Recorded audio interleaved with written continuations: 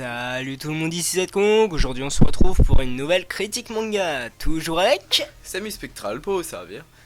Aujourd'hui on se retrouve pour parler d'un sujet dont on a déjà plus ou moins parlé, SAO. SAO 2 pour être exact. Et ouais, SAO 2, vraiment cette vidéo j'avais vraiment envie de la faire parce que bon, on avait fait SAO 1, mais SAO 2 pour moi c'est la partie la plus intéressante en fait, même s'il y a un arc totalement inutile, elle est vachement intéressante. On va ouais, et puis de commencer- toute manière on s'est dit on va continuer dans notre lancée. Ouais, merci de me couper. Et on va commencer tout de rien. suite avec les nouveaux personnages, donc les nouvelles nanas. Non, je déconne, c'est Kirito. Alors, d'ailleurs, la première question que je vais poser, ouais, c'est moi qui pose les questions.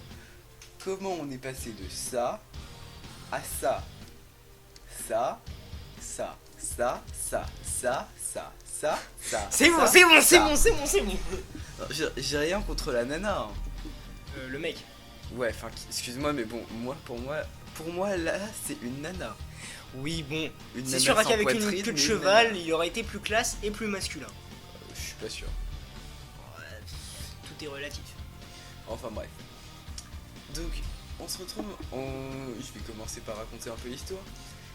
On retrouve Kirito après les arcs de SAO et de SAO ALO. 1. Et il a une discussion avec un conseiller du gouvernement. En gros, c'est le mec qui s'était occupé de toute l'affaire SAO plus l'affaire ALO et tout ça. Et il lui dit, ouais, il y a une histoire de mec qui tue encore dans les jeux ou un truc comme ça. J'aimerais que tu ailles vérifier sur le terrain, s'il te plaît, vu qu'après tout, t'es le seul qui est... Tu es celui qui a sauvé SAO. Je pense que t'es le plus qualifié pour faire ça, enfin bref. Kirito est devenu un putain d'agent spécial. Du coup, Kirito se retrouve dans JJO, Gun Game Online. Je pense que ça paraît assez explicite la traduction. Pour ceux qui s'y comprendraient pas, en gros, c'est jeu d'armes en ligne. C'est pas littéral, mais c'est suffisant. En clair, c'est un SAO sans la fantaisie et avec des putains de mitrailleuses. En fait, c'est un Call of Duty. Pas con. Et Mais avec un truc en plus. donc, Kirito est transporté dans un monde d'armes à feu. Un monde où tu ne peux pas survivre si tu n'as pas de canon. Et qu'est-ce qu'il fait? Il prend un sabre laser. Ouais, on le voit un peu à la ceinture d'ailleurs sur l'image là. Et d'ailleurs, il s'y habituera très vite. Hein. Vous savez, c'est... D'habitude, il rangeait son épée dans son fourreau derrière. Là, il la range à sa ceinture. Il s'y habituera très vite, comme le montre cette image. D'ailleurs, j'ai une petite question. Pourquoi il a piqué le sabre laser de Mass Windu? Tu sais que Star Wars 7 va bientôt sortir? Oui. Tu sais que j'ai le numéro de Dark Vador? Il va t'appeler. Je vais l'appeler et je vais lui dire de pas te laisser entrer dans la salle de cinéma. Au pire, je le taperai sur clé. Ouais. Et sur quelle clé? Sur la clé d'un pote de mon père. C'est pas mon problème. Dans ton cul. Non, je la supprimerai de ta clé. Je mettrai un virus chez toi, sur toi, comme ça quand tu toucheras la clé, ça s'effacera. Enfin bref. Déjà que j'ai un virus qui, quand je touche les ordinateurs, il pète. Ouais, non, ça c'est juste que t'es mauvais. Connard. Tout à fait. Bref, on passe au prochain personnage, Sino. Donc, ou sinon, Chino, je sais pas exactement. Eh, Ça s'écrit elle est Sinon, sortie pour de moi, ça Pokémon, s'écrit cette Chino, ta fille, gueule. Donc, on continue avec Chino, qui en gros, ça va être un peu la guide de Kirito. Il va se retrouver comme un noob dans GGO. Il va la rencontrer, elle va un peu l'aider en pensant que c'est une nana. D'ailleurs, à un moment, ils se changent ensemble. Enfin bref, c'est une longue histoire. J'aime bien la vue de derrière. Moi, personnellement, ses vêtements me perturbent. Je sais pas si c'est son bassin qui est anormalement fermé ou son short qui est beaucoup trop court. Je Mais pense dans que tous c'est les son cas, je trouve short. ça dégueulasse, perso.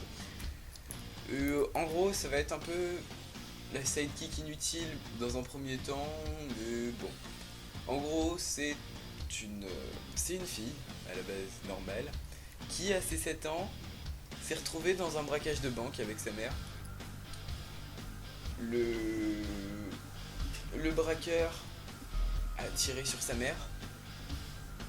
Elle l'a mordu. Elle a mordu le braqueur. Le braqueur a du coup fait tomber le pistolet. Elle a ramassé le pistolet et elle a tué le braqueur. Depuis, Elle est traumatisée par les armes. Elle est traumatisée par les armes. À feu. Et plus particulièrement par un modèle dont je ne me rappelle plus le nom, mais de toute façon on s'en fout complètement. Pour le moment, on va l'appeler le Desert Eagle, même si c'est pas un Desert Eagle, hein. C'est juste pour donner un exemple. De toute manière, c'est le flingue qui a servi à tuer le voleur. Voilà, mais c'est les armes en général. Du coup, elle essaye de calmer ses démons, entre guillemets. Et Sur le pour jeu. ça, elle va dans le jeu, en pensant qu'en s'exposant à beaucoup d'armes, elle va peut-être finir par ne plus avoir peur d'elle. Et ça marche pas. Vraiment, ça marche pas. Puis elle rencontre Kirito, blabla. Ils s'inscrivent pour le championnat du monde ensemble, le championnat du monde de Call of Duty, enfin de GGO, pardon. Et ils rencontrent quelques personnes. En gros, si vous voulez, il y a une map énorme et ils se rencontrent pour se battre à mort et tout ça. Bon, eux deux restent ensemble dans un premier temps. Ensuite, on va présenter Spiegel ou Kyuji. Kyuji, c'est la version monde réel. Spiegel, c'est son pseudo. C'est quand il est en mode soldat dans GGO. Donc, en gros, c'est un psychopathe. Pardon. C'est le pote de Shino à la base. Et c'est tout. En fait. On va continuer ensuite avec le personnage important d'Asugan. Pourquoi tous les méchants dans SAO portent une cape et un Parce que masque? c'est cool. Deathgun, en gros, c'est le mec qui tue les gens dans le jeu. Maintenant, SAO, c'est fini. Alors, comment il fait pour tuer les gens? Bah, il a planté un virus, non? Eh ben, je vais vous répondre. Parce que c'est mon taf. Toi, ta gueule. Il aime pas quand je le coupe. Non, j'aime pas du tout. Alors, je vais vous répondre parce que c'est mon taf. En gros, Deathgun, c'est... Au début, on sait pas qui c'est. On ne sait pas du tout. J'ai une petite idée, moi. C'est qui d'après toi? Je dirais que c'est le mec qui s'est fait défoncer dans Fairy Dance, là, le Non. roi des elfes. Non, c'est pas lui. Non. Il veut pas prendre sa voix. Et il est mort celui-là. Ah bon? Oui, il s'est fait tuer par Kirito sur un parking. Ah merde. Donc on continue avec Deathgun. Deathgun, c'est le tueur de joueurs. Death Gun ou Death Gun?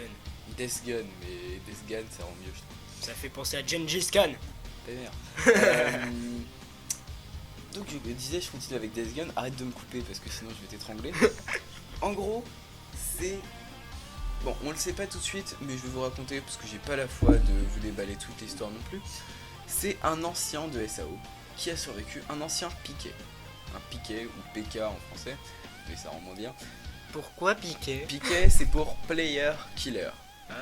Parce que bah, c'était un des méchants en gros. En Il clair, fait c'était celui qui avait l'espèce de curseur rouge, c'est ça? Le curseur rouge. Ils avaient pas un curseur spécial quand ils tuaient des gens? Ah ouais, ils avaient un pointeur au-dessus de leur tête. Et c'était un des membres de la guilde des Lost in Coffin. Lost in Coffin, c'était la guilde de tueurs par excellence, dont on a bien entendu parler d'ailleurs dans SAO 1. Et un jour, il y a eu une attaque qui a été menée par la guilde de Kirito, Asuna et tout ça, contre les Lost in Coffin, et ils ont quasiment tous été tués. Quelques-uns ont été faits prisonniers, mais pas tous. Celui-ci en fait partie. J'avais raison, c'est une histoire de vengeance. Donc Deathgun veut tuer les joueurs pour faire durer la légende. C'est même pas pour pouvoir faire peur aux gens et pour pouvoir ainsi conquérir le monde par leur peur. Rien. C'est juste pour faire durer la légende de SAO. C'est même pas une histoire de vengeance. Deathgun, au début on sait pas qui c'est, à part que c'est un joueur de SAO. Et après, Kirito se rappelle de ses yeux rouges et de ce masque. Il se rappelle d'un nom, Sterbun. Sterbun. Ou Deathgun. Sterbun, c'est le frère de Spiegel. Mais on le sait pas tout de suite ça. On le sait que quand Deathgun est mort entre guillemets, et que Sino se réveille chez elle avec Spiegel ou Kyuji par-dessus elle, en train d'essayer de lui planter une seringue pour la tuer. Waouh. Moi je pensais qu'il allait tenter de la ploter, moi.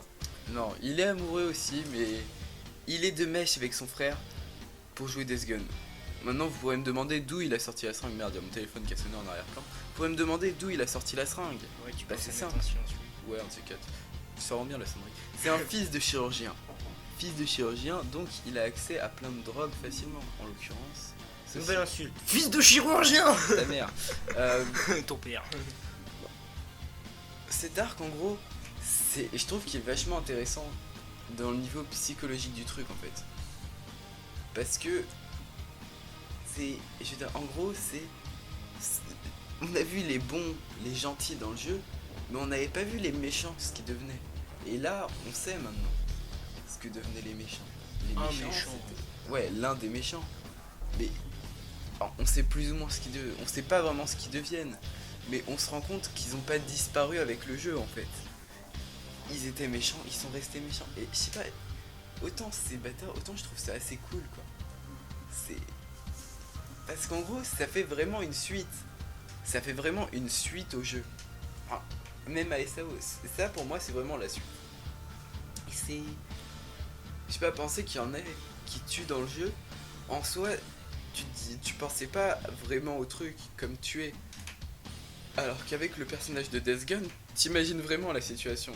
Je sais pas si tu vois ce que je veux dire. Non. Non? Bon, moi aussi. Enfin bref, de toute façon je suis mauvais en explication, on passe à la suite. Donc, il passe, après GGO, Sino rejoint la bande d'amis de Kirito, et elle passe dans Halo avec eux. Elle devient un sniper chat qu'on voit sur l'image, avec un arc. Et bon, c'était le détail inintéressant, mais j'avais envie de le préciser. Ouais. Un chat. Donc Commun. en gros, ils se retrouvent, tous les amis se retrouvent dans l'arc Calibur, où ils doivent en gros récupérer l'épée Calibur pour sauver une map de la destruction. Donc en gros, ils veulent sauver une map d'un jeu vidéo de la destruction. Perso, je vois pas trop l'utilité. Je veux dire, au pire, tu fais une sauvegarde et tu fais pas chier, mais bon. Ils doivent en gros récupérer Calibur pour pas que la map soit détruite. Bon, ils arrêtent pas de l'appeler Calibur, ils mettent une explication. Je me rappelle plus si c'est l'explication qu'ils donnent, mais pour moi c'est Calibur quand elle est dans la roche, et quand elle est sortie de la roche c'est Excalibur parce qu'elle a été extraite de la roche.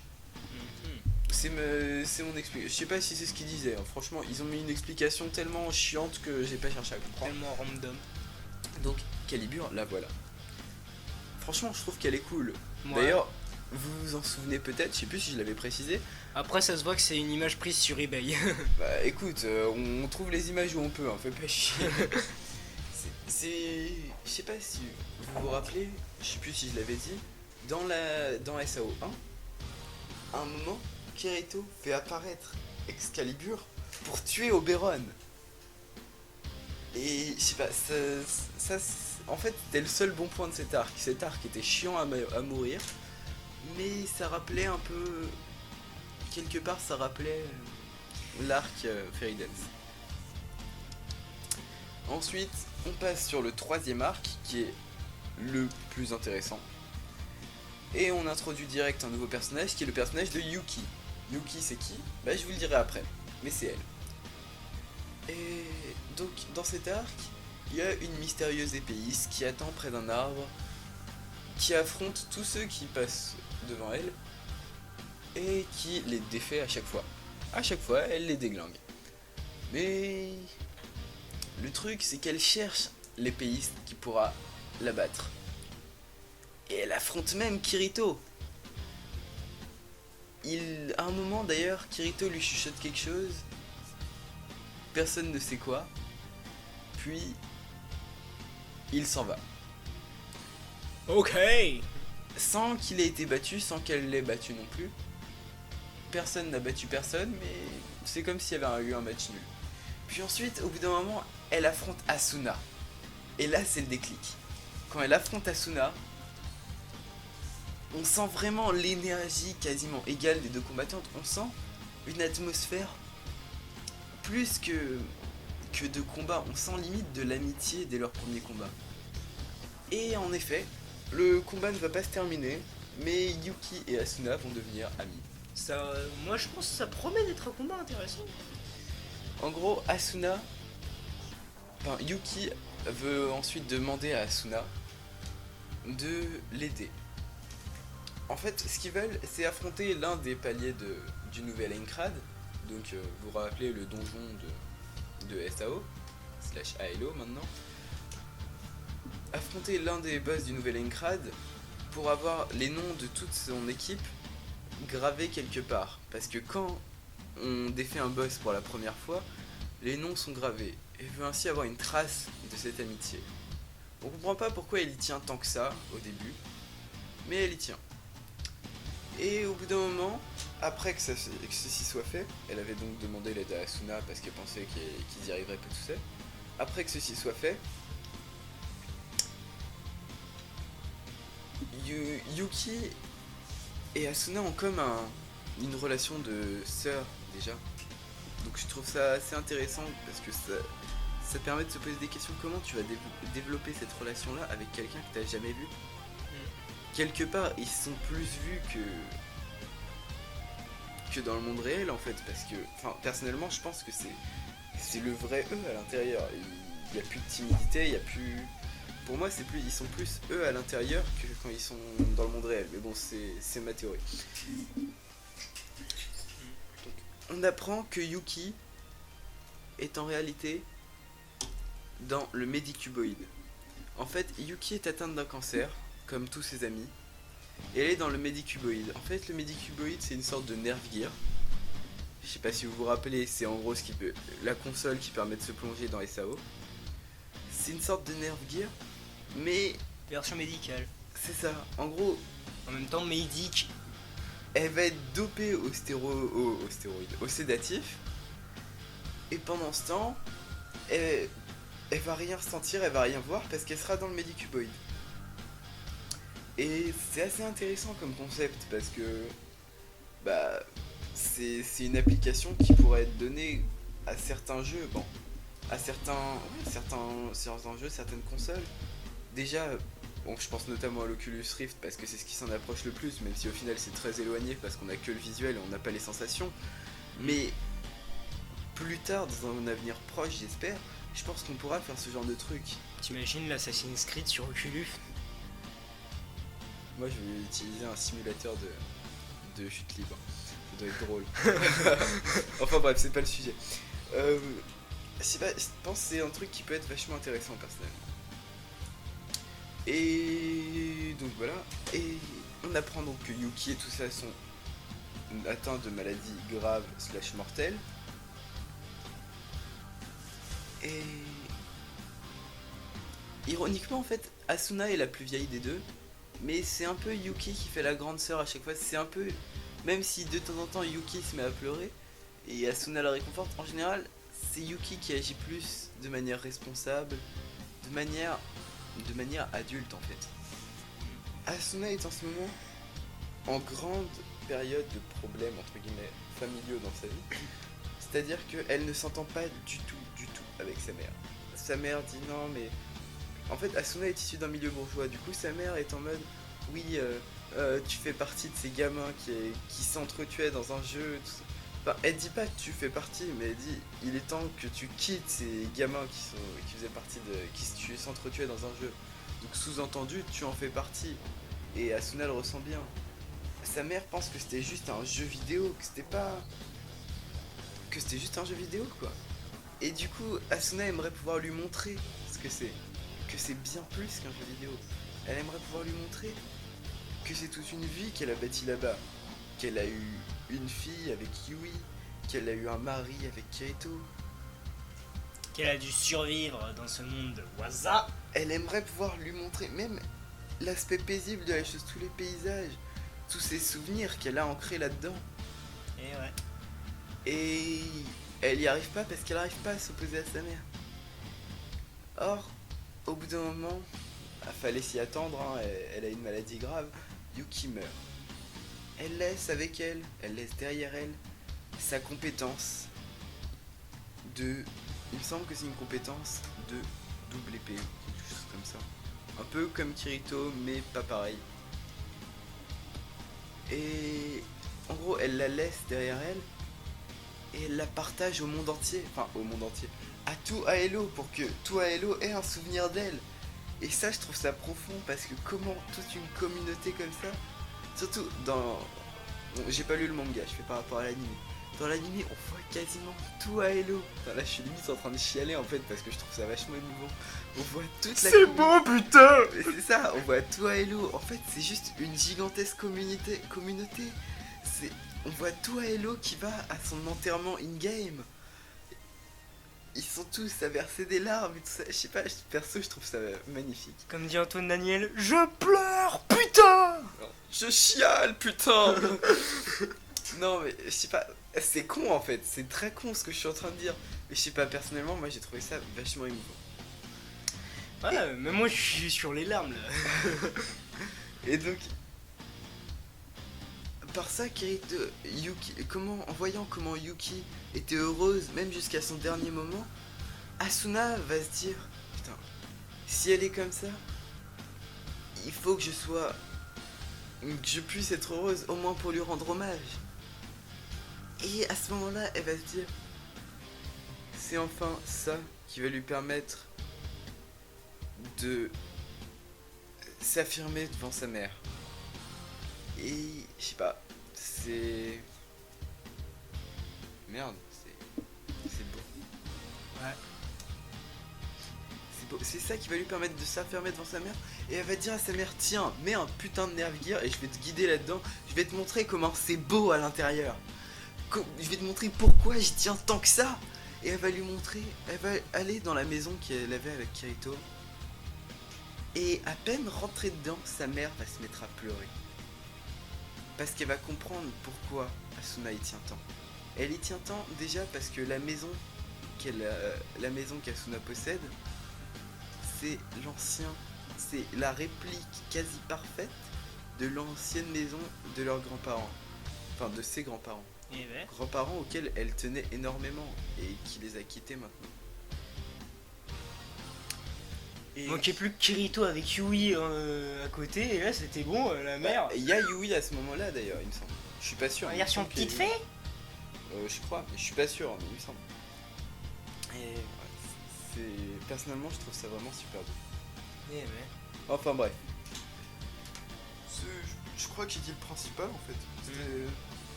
Après, il y a l'enterrement IRL de Yuki, mais bon, ça permet de rencontrer d'autres amis de Yuki, dont une qui a réussi à guérir.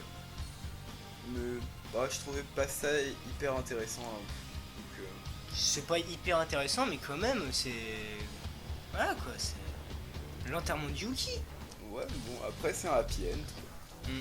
Enfin, happy end. Oh putain, Relatif. Kirito avec Excalibur. Ouais, enfin bon. Excalibur.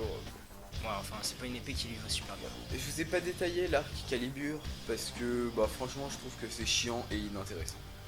La majorité des personnes pensent que c'est de la merde. Si vous voulez, je vous fais un truc vite fait. En gros, donc ils ont une apparition d'une ancienne déesse nordique. Elle leur dit s'il vous plaît, prenez Calibur et sauvez ma map. Et ils le font, ils rencontrent Thor. D'ailleurs, Thor leur offre son marteau. On le voit d'ailleurs derrière le familier de la gourde. Derrière le familier, Lago. Ah. Oui. Et voilà, bon franchement c'est inintéressant. Bon je crois que c'est temps de finir cette vidéo. Ouais. Donc j'espère que vous avez passé un agréable moment à regarder et écouter. J'espère que ça vous a plu, même si c'était le plus brouillon possible. Je pense que ça doit être la pire vidéo qu'on ait fait. Peut-être. Surtout que t'as pas arrêté de bugger. Ouais mais je m'en fous, moi ça me plaît de bugger. Je bug si je veux, merde, c'est mon émission. Enfin c'est notre émission mais... Là c'était ta critique. Ok, donc je bug si je veux. Enfin, bref. Bug. J'espère que vous avez passé un agréable visionnage. N'hésitez pas à mettre un pouce bleu, pouce vert, pouce jaune, pouce rouge, pouce violet, pouce lina, poubelle, poulet. C'est bon, c'est bon. Arrête. N'hésitez pas à lâcher un commentaire, un abonnement, à dire que cette vidéo est bien. Parce que oui, elle est bien. J'ai décidé qu'elle était bien, donc elle est bien. Et voilà. Laissez un com. N'hésitez pas à partager la vidéo, à en parler à vos amis, à votre famille, à ceux qui aiment les mangas. Aussi... Et ceux qui les aiment pas aussi, hein, ça se trouve ça va les faire aimer. Ouais. Bon bah voilà, je crois que c'est la fin de la vidéo. Oui, je l'ai déjà dit. Je crois que c'est fini. Oh. Ouais. Bon bah ciao les gringos. Bye tout le monde.